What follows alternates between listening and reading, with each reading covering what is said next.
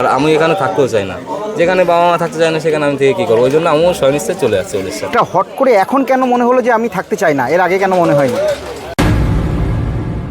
শুভেন্দু অধিকার তো ডাইরেক্ট বলেছে বাংলাদেশের উনি প্রবেশ করে এখানে রাখা যাবে না, তাহলে আমরা থাকবো কি করে? সেই জন্যই তো চলে যাচ্ছি। ভাই আপনার নাম? আমার নাম মোহাম্মদ হামিদ। কোথায় বাড়ি? আমার দমদম এয়ারপোর্ট।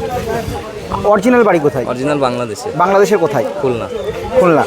কত বছর আগে বাংলাদেশ থেকে এদেশে এসেছেন? সেটা আমি বলতে পারবো না, আমি তখন চোখই খুলিনি, আমি তখন ছোট, ওইটা জিজ্ঞেস করলাম বলতে পারবো। এখন বয়স কত? এখন 25। এখন 25। সেই হিসাবে যদি ধরা হয়, একেবারে যদি ছোট ধরি তাহলে 3-4 বছর হবে, তাহলে প্রায় 20 বছর আগে। ব্যাস। কার সাথে এসেছিলেন? এসছি তো বাবা মা, একটু মুখের কাছে। বাবা মায়ের সাথে এসছি। এখন এখানে আপনার সাথে কে কে রয়েছে? এখন আমি, আমার মা, আমার ভাই, 3 জনে। 3 জন। এখানে কি কাজ করতেন? এখানে লেবারি কাজ করতাম। কোথায় সেটা? এটা নাকাতে যে কোনো দাঁড়িয়ে যেতাম, ওই যেখান থেকে লেবার বিক্রি হয় কেনা করে ওখানে। কতবার ভোট দিয়েছেন? ভোট দিন। এখন অবধি ভোট দেননি। আপনার বাবা মা কী কী সরকারি সুযোগ সুবিধা পেতেন? কিছুই না। এই মুহূর্তে আপনার কাছে কি ডকুমেন্টস রয়েছে? এখানকার বা ওখানকার কি ডকুমেন্টস রয়েছে? ওখানকার কিছু নেই, এখানকারও কিছু নেই। এখন জনসূত্রের ছিল, ওটা ফেলে দিয়েছে আমি ইচ্ছা করে, কারণ ওটা একটা জিনিস নিয়ে আমি কী করবো, আর আমি এখানে থাকতেও চাই না, যেখানে বাবা মা থাকতে চায় না সেখানে আমি থেকে কী করবো, ওই জন্য আমিও স্বনিশ্চয় চলে আসছি ওদের সাথে। এটা হট করে এখন কেন মনে হলো যে আমি থাকতে চাই না, এর আগে কেন মনে হয়নি? এখন থাকতে চায় না, এটা কীভাবে বলবো আমি, বলো না, এর আগে মনে হয়নি, হট করে এখন মনে হওয়াটার কারণ কি সেটাই জিজ্ঞেস করছি। এখন মনে হওয়াটার কারণ এটাই, বাড়িওয়ালা পিসার দিচ্ছে। বাড়িওয়ালা বলছে কি যে তোমরা চলে, তোমাদের জন্য আমাদের অসুবিধা হচ্ছে, তোমরা থাকলে আমাদের পুলিশ তুলে নিয়ে যাচ্ছে, এখন তোমরা বেটার হবে, তোমাদের নিজেদের দেশে তোমরা নিজেরা চলে যাবে, বুঝেছো? এটাই, ওই জন্য আমরা চলে এসেছি, আমাদের জন্য কারো অসুবিধা না হোক, নিজের থেকেই চলে আসছে। এর আগে যখন তৃণমূল ছিল তখন কি অসুবিধাটা হয়েছে? হ্যাঁ, তখনও হয়েছে। তৃণমূল ছিল তখনও হয়েছে, বিজেপি এসছে তখনও হয়েছে, যতটা আর কি এসছে, সরকার এসছে, সবসময় আমাদের অসুবিধা হয়েছে। তা এই মুহূর্তে তুমি তো প্রায় 25 বছর ভারতবর্ষে থাকলে, তা এখানে থাকার অভিজ্ঞতা কেমন? অভিজ্ঞতা খুবই ভালো, থাকতে থাকতে একটা অভ্যাসে পরিণত হয়ে গেছে আমাদের এখানে, ছোটোবেলার থেকে এখানে আমি যেতে হচ্ছে বাধ্যতামূলক, ব্যাস। এখন এখান থেকে কি কবে পাঠানো হবে, কি বলা হয়েছে? এটা আমি গ্যারান্টি আমি দিতে পারছি না, আজকেও পাঠাতে পারে, কালকেও পাঠাতে পারে, পরশু, এরকম হতেই পারে, এখন এদের হাতে সব, কখন পাঠাবে আমি জানি না। এই এখান দিয়ে যারা বাংলাদেশি, যারা অনুভবকারী যারা রয়েছেন, তাদের কিন্তু একে একে করে এখানে ডেটা এন্ট্রি হচ্ছে। এই যে হেল্প ডেস্ক যেটা রয়েছে, এই যে ডেটা এন্ট্রি, এর মধ্যে তার কোথায় বাড়ি, অর্থাৎ বাংলাদেশের কোথায় বাড়ি, কোন কার সাহায্যে হচ্ছে এখানে প্রবেশ করেছিল, কি ডকুমেন্টস রয়েছে, সেই ডেটা এন্ট্রিগুলোই কিন্তু এখানে যে হেল্প ডেস্ক করা হয়েছে সেইখানে কিন্তু এন্ট্রি করা হচ্ছে। আপনারা দেখতে পাচ্ছেন পেছনে যারা বাংলাদেশ থেকে অনুপ্রবেশকারী রয়েছে, তারা কিন্তু সকাল থেকে এসে এখানে কিন্তু বসে আছেন। তাদের সম্ভবত আজকে হচ্ছে যে হোল্ডিং সেন্টার আছে সেখানে হচ্ছে রাখা হবে, তারপরে হয়তো তাদের যে নিজের দেশ, সেই নিজের দেশের উদ্দেশ্যে পাঠানো হবে। একটু কাকাবুর সাথে একটু কথা বলে নেবো। আপনার নাম? আমি আর বলতে পারছি না, আমার মাথা যন্ত্রণা। আমার নাম মনিরুল শেখ। অন্য কাউকে আর বলতে পারছি। 1 মিনিট টাইম নেবো আপনার কাছে। মনিরুল শেখ, হ্যাঁ। কোথায় বাড়ি? বাড়ি খুলনা আমাদের। খুলনা। আর এখানে কোথায় থাকতেন? এখানে বিরাটিতে থাকতাম। বিরাটিতে থাকতেন। কত বছর আগে এসছেন? তো অনেক বছর আগে, তাও মোটামুটি 40 বছর আগে। হ্যাঁ। তাই 40 বছর আগে এসছেন মানে তো সমস্ত ডকুমেন্টস তো তাহলে তৈরি করে ফেলার কথা। করিনি, ইচ্ছা করে করিনি, কেননা আমরা বিদেশি লোক, কখন কোথায় চলে যাবো তার ঠিক নেই, এই জন্য করিনি। 40 বছর তো কম না, অনেক অনেক অনেক। আমার ছেলে মেয়েদের জন্ম এখানে। এখানে আপনার ছেলে মেয়ে সবাই আপনার সাথে এখন কে কে যাচ্ছে? আমার বউ ছেলে মেয়ে সব। বউ ছেলে মেয়ে মোটামুটি কজন আছেন আপনার এখানে? আমরা এখানে আছি 6 জন। 6 জন রয়েছেন। আচ্ছা, আপনার এমনি ভোটার কার্ড কি রয়েছে? ভোটার কার্ড অনেক পরে হয়েছিল। ভোট দিয়েছেন? একবার ভোট দিই, 2024 মানে লোকসভার ভোট দিয়েছিলেন? ভোট দিই। কাকে দিয়েছিলেন সেটাও বলতে হবে, এখন তো আর কোনো ব্যাপার না। তৃণমূলকে দিয়েছিলাম। আচ্ছা, উনি কিন্তু 2024-এ ভোট দিয়েছিলেন, তৃণমূলকে ভোট দিয়েছিলেন, তাই তো? সেক্ষেত্রে কিন্তু তৃণমূলের একটা ভোটার, যদি উনি আবার পরবর্তীকালে ভোট দিত, একটা ভোটার কিন্তু কমে গেল। তা সেক্ষেত্রে বাংলাদেশে কি আপনার আত্মীয় স্বজন আছে? বাংলাদেশে এখন আছে? বাংলাদেশে কি কে রয়েছে? মোটামুটি মা আছে। মা রয়েছে, মা আছে, দাদা আছে। এই 40 বছর যে আপনি এখানে এসেছেন, 40 বছরের মাঝখানে আবার বাংলাদেশে গেছিলেন? আমি একবার গেছিলাম, আমার বাবা মারা গেছিল, বাবা মারা যাওয়ার পরে একবার গেছি। আজ সেটা কত বছর আগে? এই তো বছর 2 আগে। বছর 2 আগে, সেটাও দালাল মারফত গেছিলেন? কোন বর্ডার দিয়ে গেছিলেন সেটা জানে না, দালাল রাত্রে কোন দিক দিয়ে নিয়ে গেছে আমি তো ভালোভাবে চিনি না, যাওয়াও পড়ে না ওদিকে কোথাও দিয়ে নিয়ে গেছে। আচ্ছা, উনি কিন্তু 40 বছর আগে ভারতবর্ষে এসেছিলেন, একবারে ওনার পুরো পরিবার রয়েছে। তারপরে 2 বছর আগে কিন্তু ওনার যিনি বাবা তিনি হচ্ছে পরলোক গমন করেন। তারপরে কিন্তু আবার উনি দালাল মারফত 2 বছর আগে কিন্তু আবার বাংলাদেশে গেছিল। সেক্ষেত্রে কত টাকা দিতে হয়েছিল দালালকে? 8,000 টাকা দিয়েছিলাম। 8,000 টাকা। আচ্ছা, একটা জিনিস আপনাকে একটু জিজ্ঞেস করব। আমরা দেখি আপনি তো 40 বছর ভারতবর্ষে ছিলেন, মানে দীর্ঘ একটা বছর বলতে গেলে আপনার প্রায় বেশিরভাগ জীবনই এখানেই কেটে গেছে।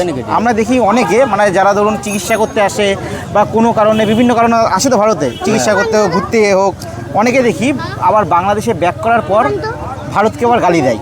অনেকে আছে। আপনারা 40 বছর ভারতে ছিলেন, কিন্তু সেটা এমন তো হবে না যে আপনি হয়তো বাংলাদেশে গিয়ে আবার ভারতকে গালি দিচ্ছেন? কখনো না, কেননা বাংলাদেশের আমার জন্ম হতে পারে কিন্তু আমার জীবন এখানে, আমার পরিবার ছেলে মেয়ে সব এখানে খেয়ে তাদের বড় করে নিয়ে যাচ্ছি।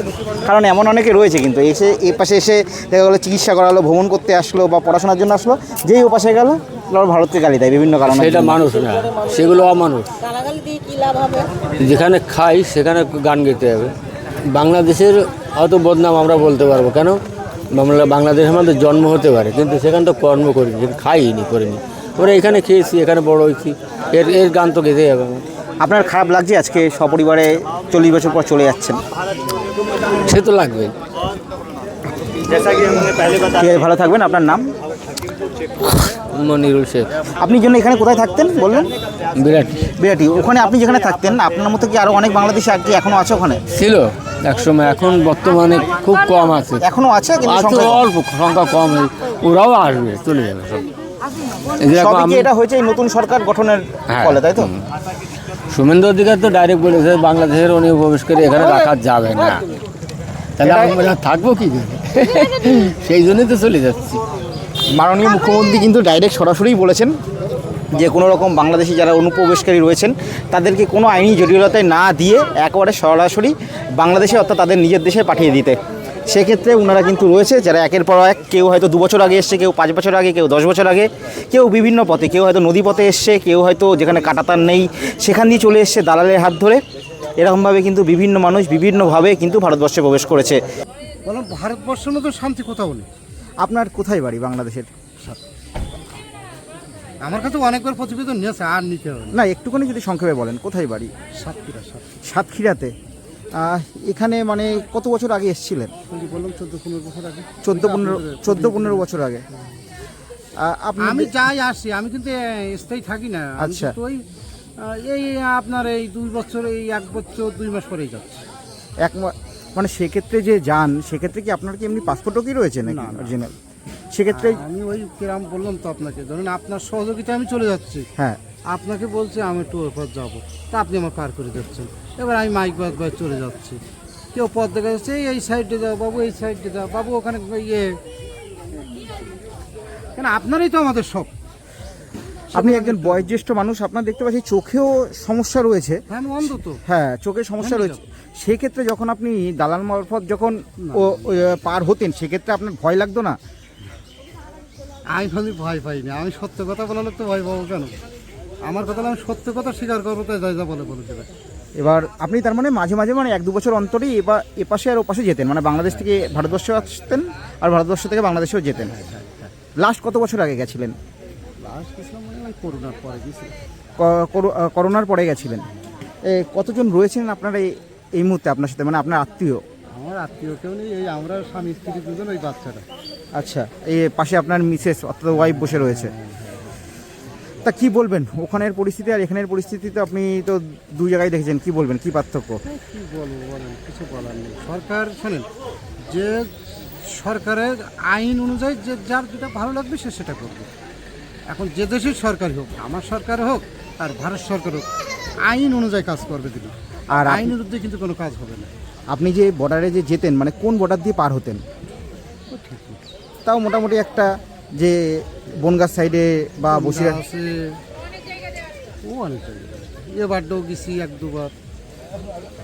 সেক্ষেত্রে কার সাথে যোগাযোগ করতেন এই বর্ডার পার হওয়ার জন্য? কারোর সাথে নয়, বললাম না, আপনার মাধ্যম দিয়ে হোক, কারগুলির মাধ্যম দিয়ে হোক, পয়সা করে দিতাম। না, আপনি ধরুন হট করে বনগাই চলে গেলেন, এবার বনগাই গিয়ে তো আবার কারোর সাথে একটা যোগাযোগ করবেন যার মারফত আপনি যাবেন। ওই জিজ্ঞাসা করতে করতে বেরিয়ে গেছি। এবার যখন আমি স্থায়ী হয়ে গেছি তখন তারা জিজ্ঞাসা করে কোনো প্রশ্নই আসে না। আমি মনে করেন একটা জায়গায় স্থায়ী থেকে গেছি, তখন যে স্থায়ী যে ঠিকানায় আমি যাবো, এখান থেকে মনে করেন আমি বাসটি বলতে যে আমি যাবো বারাসত, হ্যাঁ, বারাসত নেমে বলছে আমি যাবো নীলগঞ্জ, নীলগঞ্জ যে বলতে যে আমার এই নামাইতো বা মোড়লপাড়ায় বলছে আমি যাবো খড়দা। না, এই বারাসাত থেকে নীলগঞ্জ যাওয়া যতটা সহজ ততটাই কি সহজ আবার ভারতবর্ষ থেকে বাংলাদেশ, অর্থাৎ এক দেশ থেকে আর এক দেশে যাওয়া? ওই যে আস্তে আস্তে জায়গা ছিল মুখস্থ হয়ে গেছে, সেটা তো বলবো। আচ্ছা, সেক্ষেত্রে কত টাকা দিতে হতো? আমি কোনো কারো কোনো টাকা পয়সা, টাকা পয়সা দিতে হতো না? টাকার আমি ওজন নিতাম। আচ্ছা টাকা তো আচ্ছা আচ্ছা, আমার নিজেরই তো চলে না, আমি কার কাছ থেকে নেবো? এখানে এখানে কি মানে করতেন আর কি? আচ্ছা আচ্ছা আচ্ছা, যা বললি বলছেন, গান গজল, হিন্দি গজল, মানে যেখানে যেমন চলে সেখানে সেমন চলে। আর কি কি ডকুমেন্টস আছে আপনার কাছে? আমার কাছে কোনো ডকুমেন্টস নেই। মানে আধার কার্ড? না, আমার যা ছিল আমার এখানে 14 সালে সব আমার পড়াই দিয়েছে। আমি আমার নিজের জায়গা ছিল, আমার জায়গা আমার ঘরে ছিল সব। আমি আজমিরি গেলাম, এসে থেকে আমার ঘরও নেই, আমার কিছু নেই। আপনার জায়গা ছিল কোথায়? সেই জায়গা ছিল ও ছিল খড়দা। কোথায়? খড়দা খর্দাতে, মানে সোদপুর খর্দা, ওখানে আপনার আপনি? মাঠের মধ্যে জায়গা ছিল, আমার দাদু কিনিল। আচ্ছা, দাদু কিনলি, কারণ আমরা দুজন এরকম তো, তা আমরা ওই একটু আজমিরি গেলাম মাংস দিয়ে এসে, তো ঘর বাড়ি কিছু নেই সব, মানে বার্ডে এরকম পল্লী বিশেষণ এরকম বার্ড দিয়ে সব বানিয়ে দিল মাঠের মাঝখানে। যাতে হতে অসুবিধা হতো, তারপরও তো কথা বলে ভাড়াচ্ছি, নিজের ঘর আর ভাড়ার ঘর শান্তি ছিল। তা এখন হচ্ছে আপনার ওখানে কে কে রয়েছে বাংলাদেশে? বাংলাদেশে মা আছে, মা দেখতে যাচ্ছি, মাও শরীর খারাপ, শাশুড়ি অসুস্থ। মায়ের সাথে ফোনে কথা হয়? হ্যাঁ হয়। দেখতে পাচ্ছেন উনি রয়েছে সাইডে, কিন্তু উনি চোখে একটু সমস্যা রয়েছে, আর তার সাথে কিন্তু ওনার ওয়াইফ রয়েছে। ওনারাও কিন্তু এসেছিল প্রায় 15 বছর আগে, তাই তো? প্রায় 15। ওয়াইফ অনেক আগে, আমি তো, আচ্ছা, ওয়াইফ অনেক আগে এসেছিল।